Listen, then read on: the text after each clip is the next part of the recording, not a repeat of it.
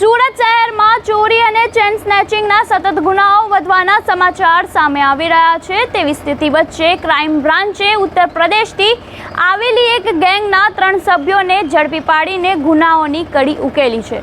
ત્યારે આરોપીઓ યુપીથી સુરત શહેરમાં આવીને મહિલાઓ અને વૃદ્ધોને નિશાન બનાવીને ચોરી અને ચેન સ્નેચિંગને અંજામ આપતા હતા।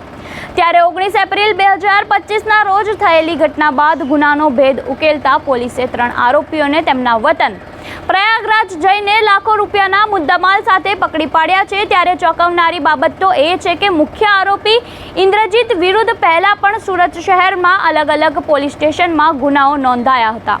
ત્યારે હાલ 3 આરોપીની ધરપકડ કરી લેવામાં આવી છે અને 3ને લસકાણા પોલીસ સ્ટેશન સોંપવામાં આવી દીધા છે। ત્યારે આપનું આ અંગે શું કહેવું છે અમને કમેન્ટ બોક્સમાં આપના મંતવ્યો જરૂરથી જણાવજો અને આવા વધુ અપડેટ માટે જોડાયેલા રહો નવજીવન ન્યૂઝ સાથે।